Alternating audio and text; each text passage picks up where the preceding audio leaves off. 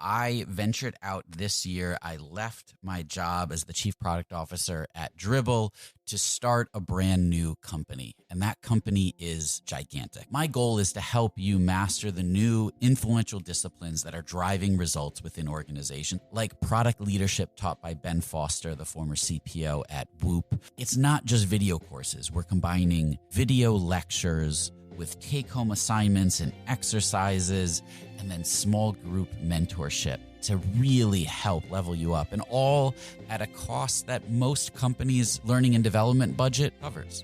So if you're interested, go to gigantic.is, that's gigantic.is, sign up for a course, and I'll walk you through everything that you need to know. And if you enroll and let me know that you heard about this on Rocketship, I've got a special discount for you.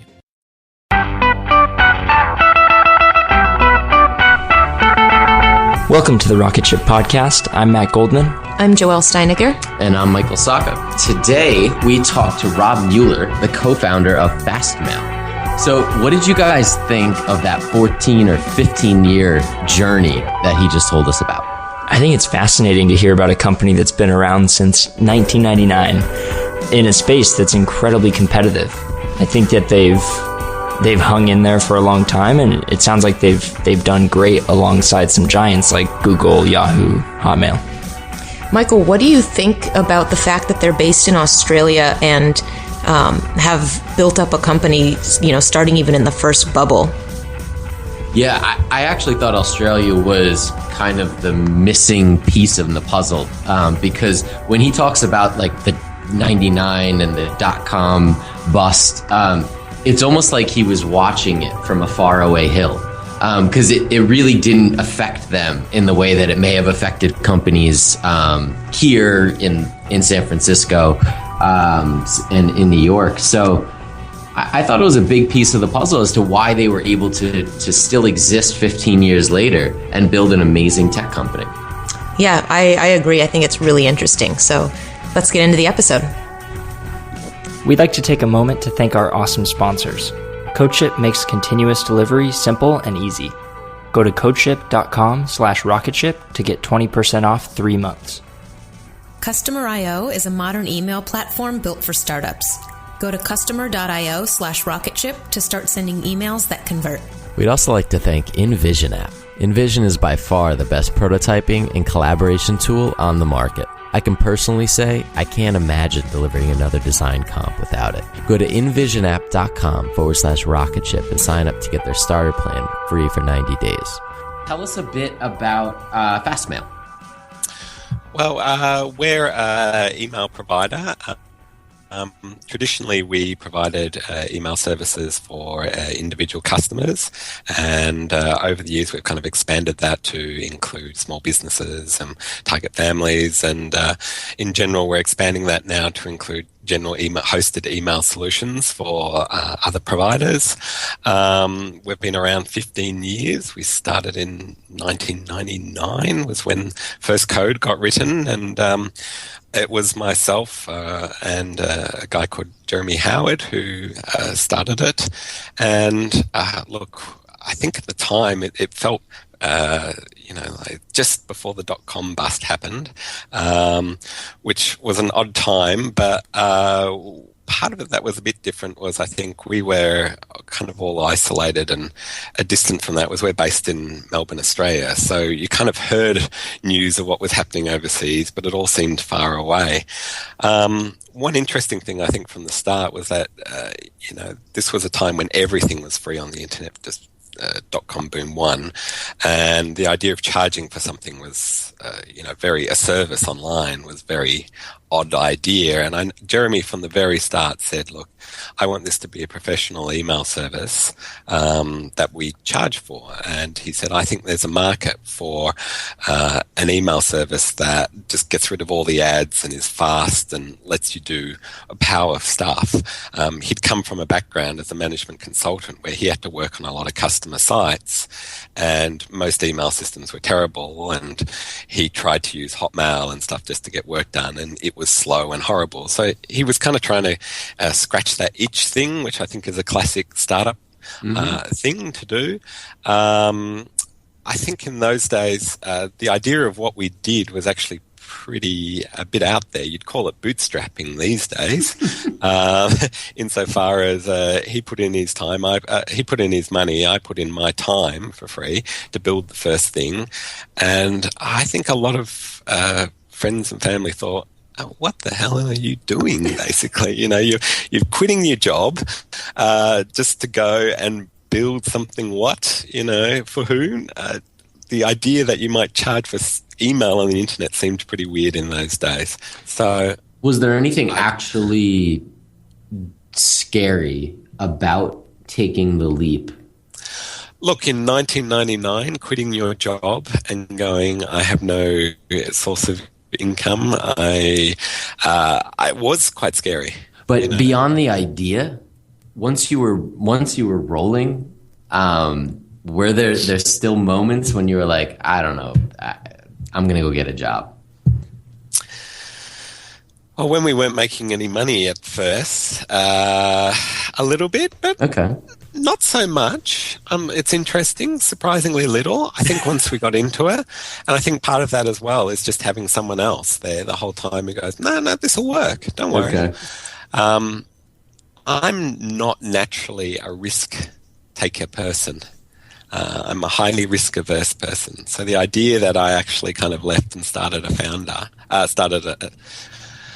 a startup is kind of weird for me even. And I would put it all entirely down to the other founder, Jeremy, who is the opposite of that, who is a highly not risk-taking person, but he's the type of person who finds an idea, even if you think it's crazy, and just goes, no, this is the best idea ever. This is fantastic. This will be a great business, and can do that whole, slight reality distortion field thing and convince you that this is the way you have to go. We must do this. It's clear. It's obvious, blah, blah, blah. And I don't know if there's people out there who like the idea of starting a startup, but are risk averse. So just can't imagine themselves doing it. And I was going to suggest, if you are one of those people, that you try and find someone who is that founder type who just believes in something so much they can convince you to take the leap, basically. Because that's what happened to me. Because I am naturally a bit more skeptical about things, and I'm of the, not sure, could be, maybe. Yeah. And I really needed that kind of person who was like, no, best idea ever, let's do it. Once we were there, I'm a real follow-through kind of person. Like, I am tenacious and will just keep plowing away at something to make sure it happens, But taking that leap, I would have found very hard on my own. I would never have done it, I don't think. So it took a little while to build. I think partly the technology wasn't really as quick and easy in those days. Yeah. There wasn't nearly as much off-the-shelf stuff that you could just get together. So we, Where did you find your first customer? It was a lucky discovery. There was a website called emaildiscussions.com. I think in those days it was actually emailadresses.com, and it was a forum as a subpart of that site, which, would you believe, was I guess, like, there's a niche for everything on the internet, isn't there? But this website is people discussing email systems and services. So there was a lot of new systems just appearing around that time. It's weird, like a number of things. In the early 2000s, there were new web hosters appearing all the time. Like they'd come out of nowhere, go, oh, we're a web hoster, and then suddenly get massively overloaded, and people would move on to the next one because the cost to entry was so low. Everyone thought they could just set up their own web hoster. It was kind of the same thing with email in the very early 2000s. There were new email hosters appearing every few days, basically going, oh, we're going to get into this email thing. Over the last 10 years, they've all basically shut down or amalgamated or something like that, because hosting email is non-trivial. Making it best in class to compete with the big players is completely non-trivial. So most of those are basically gone. But because there was a lot of activity in that area at that time, there was kind of a community who wanted to talk about it as well. And so we, I think, got first notice there, and we ended up, the guy who ran that site, Edwin, we kind of talked to him and said, well, can we have our own sub-forum? There was already one for another company called Runbox, which is a small Norwegian email company. So we got our own forum, and so that kind of built a bit of a community there. And, these things kind of, I would say this is actually the history of FastMail growth. Over time, we've tried a whole number of different growth tactics, whether it's advertising or, this or that. And the biggest thing we find is it just appears to be word of mouth. Maybe this is quite specific to email, and especially consumer level email, which has always been our big target. But people treat recommendations from their friends vastly more importantly than they would just an ad or anything like that. Mm-hmm. So I think, once we get a customer, we tend to keep them happy because we do a good job at what we do.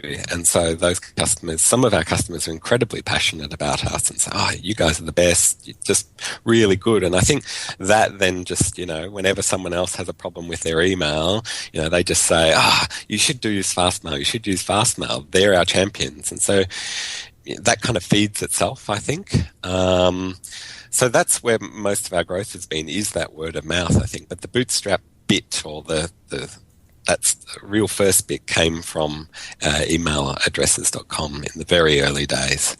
Wow, so it sounds like you guys built up kind of a passionate community, which was what helped you get through the noise, right? Or you didn't even care if there was noise. You guys had people that were already on your side.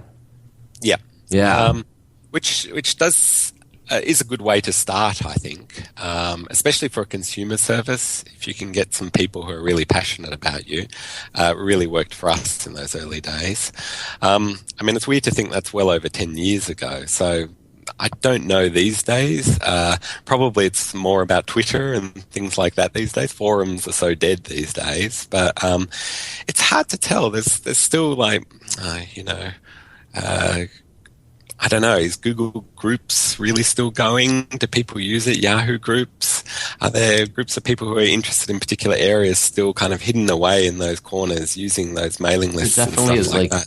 Quora, and they literally are just traveling communities. They're all just a CRUD app, right? So it just depends where the people are and are talking. And I think you could find those anywhere. It really would depend on your app, though.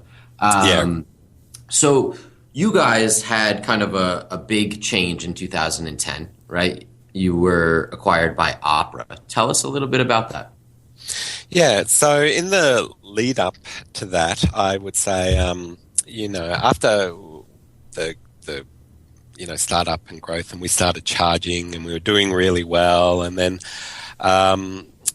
things started to coast a bit with the company. There was only 3 developers. The owners of the company were myself and 3 others, and the 3 others were more involved in another business they were working on. So with 3 developers, it was enough to keep the service going and slowly improving and adding features, but it didn't really give us enough energy to make next big leaps, which we really wanted to do. And we were lucky at that time that Opera approached us. They were interested in email services, and we went and talked to them, and I met a bunch of people over in Norway, and it felt like a really good fit. Opera was still being run by their CEO, who was one of the technical founders, and the company was really engineering focused. Like, you just felt that the whole culture of the company was all the engineers were running it, and the people there were great, and it just felt like a really good fit. So I was quite keen to move on to the next steps with what we could do, and I didn't think we could do that with our existing management and structure. So we all ended up agreeing to sell to Opera, and I think that was really good for everyone. And Opera were absolutely fantastic to us, I have to say.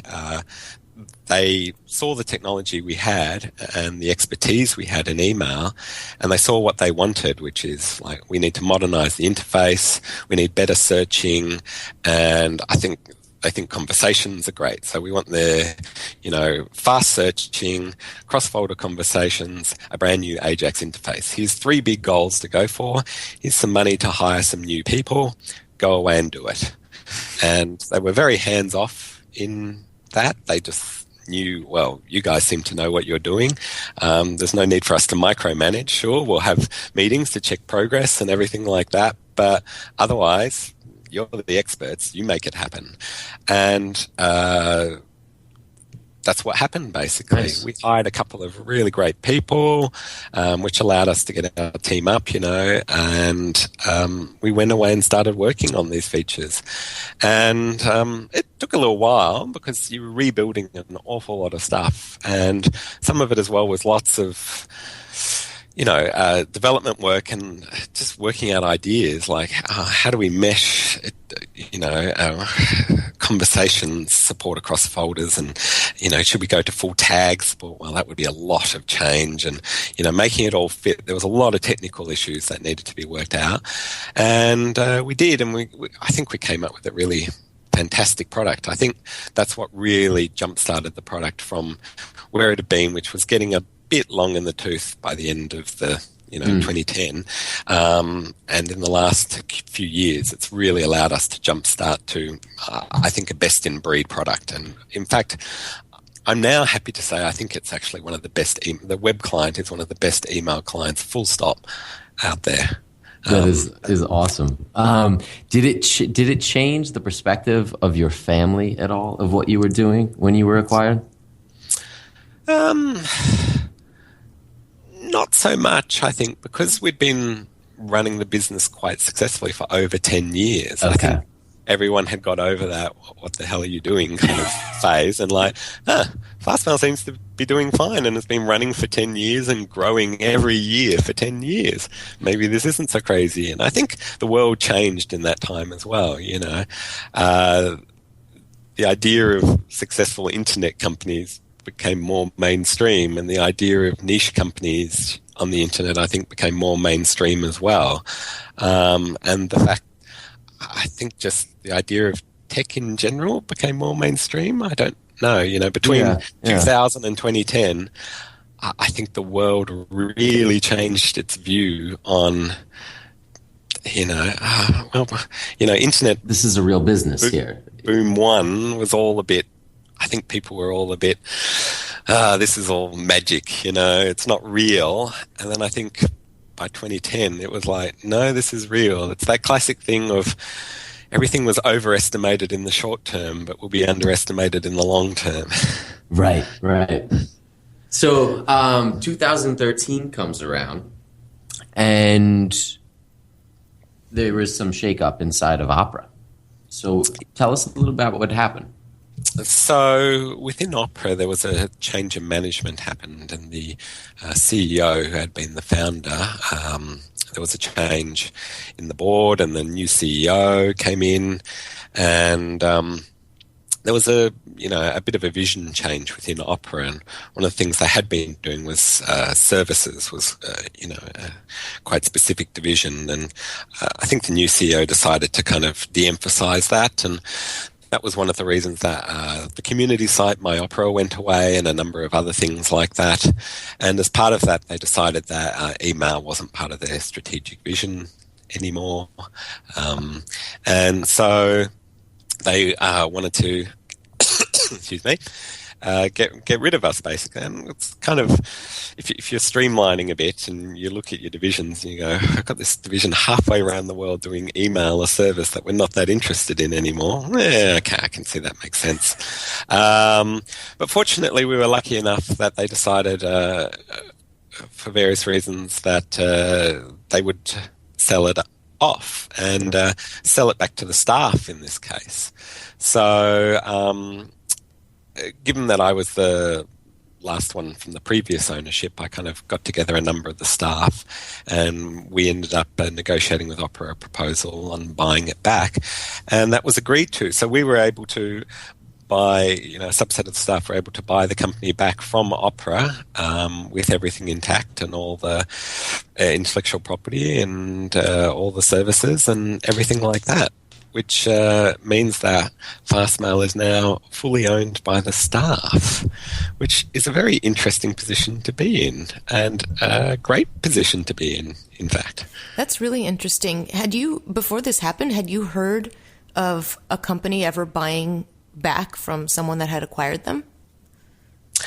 I'd never heard of the staff per se. I'd heard of previous owners using whatever cash they'd had from the first buyout, or raising capital from others, to buy it back. But this one's quite an even buyback from the staff. It's not like there's a certain major owner per se, which means a lot of people are invested in it, and I think it's great for the company. It means that a lot of the people day-to-day working in the company are actually owners of the company, and I think it's a great position to be in. Piece of tech do we want to work on today kind of is more the thinking, which hasn't changed. So, So something that I've noticed over the years, back in the day, at least when I was getting started around 2005 or so, you would just throw email on your PHP server, and it wasn't good, really crappy webmail. It was unreliable, and connecting to phones and everything sucked.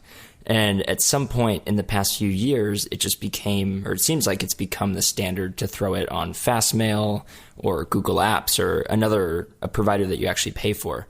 Have you noticed that happening across the board and more people actually seeking you out versus coming as a referral? Yeah. I think just in general, the idea of outsourcing particular areas to experts is more and more mainstream. I mean, you see it with everything these days, like whether it's, IRC rooms. If you're a development group, you tend to have an IRC room. Everyone used to run their own IRC server, and now, that's outsourced as well. Email is one of those things where you go, the basics are simple, but man, running the infrastructure complete end to end with all the bits and pieces and dealing with all the abuse and this and that ends up being incredibly complex, and no one wants to spend their time doing that, but it's the same these days with so many things, servers. Who wants to run their own servers these days when you've got AWS? I just fire up a new server or whatever, or DigitalOcean. So much of that stuff is people are willing to accept more and more these days. I think there used to be a strong mentality, we need to do it all, in-house control. But, I think more and more people are like, this isn't a core thing, let's just get someone else who seems to know what they're doing, do it right. So what are your thoughts on the competition? Because you're competing with one of the biggest companies out there. Do you find that that's holding you back, or that it's helping you, that more people are discovering hosted email through Google Apps and then looking for alternatives? It's a bit of both. Google are a fearsome competitor, and Gmail is a fantastic product. So in that respect, you go, that's hard to compete with one of the biggest companies. But another part is like they have put a lot of effort into convincing people to, ditch the in-house server, just go completely cloud. And people are starting to buy that. That's great for us as well.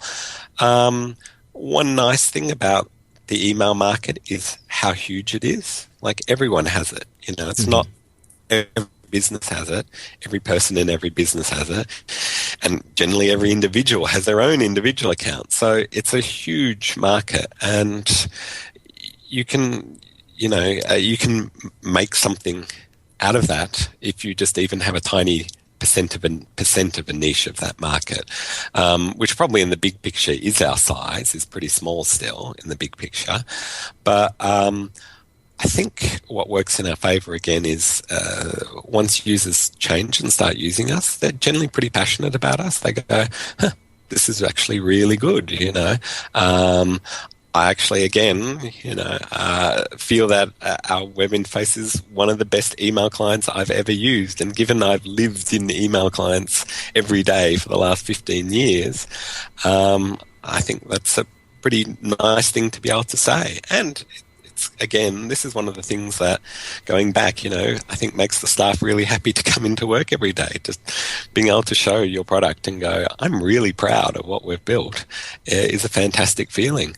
And we're expanding that out to add the services. I think the biggest thing that we were missing over the last couple of years is calendaring. And we added that earlier this year. And I think for businesses, that was crucial. And I'm hoping that by now adding that, we can kind of start growing our business customers to the next level in size. Because the number of times we had customers say, we'd love to use you, but no calendaring is a deal breaker. I think for consumers, not a huge issue. For businesses, huge. Awesome. Well, where can we keep up with you and FastMail online? Best place is two things. Our blog.fastmail.fm, gets posted regularly with a combination of either what's coming out, what we've done, and a mix of technical stuff as well. Sometimes we go into quite long technical posts explaining some stuff that we've built internally, and Twitter, which is currently FastMail FM, or one word, where it's a slower stream of posts, but there's stuff there as well. And always just go to our homepage. I'm sure if you Google FastMail, we'll come up first, hopefully, and you can have a look at our site and see what we do. And if you want a trial account, you can try it out. Awesome. Well, thank you so much. Thanks for listening to this episode of the Rocketship podcast. If you enjoyed it, we have tons of other awesome episodes on our website. Check them out, rocketship.fm. And while you're there, make sure you sign up for our newsletter, where twice monthly we send out actionable advice for entrepreneurs and exclusive links to AMAs with our guests. That's rocketship.fm. Sign up today.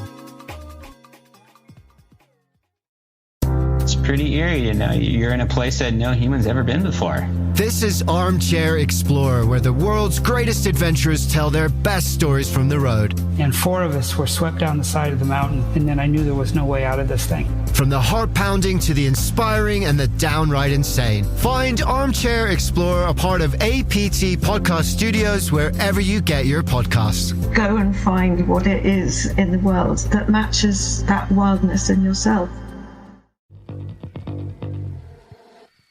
Hey, my name is Lovan Rumpf, and I've been working my ass off as a celebrity stylist by day and a podcast host by night. At the Low Life Podcast, it's all about keeping it real. We're talking fashion, beauty, to religion, sex, drugs, mental health. I mean, there's no topic off limits here, and vulnerability is mandatory. You can find my podcast, The Low Life, that's L-O, no W, everywhere and anywhere you listen to your podcasts. New episodes are out every Thursday. We'll see you then.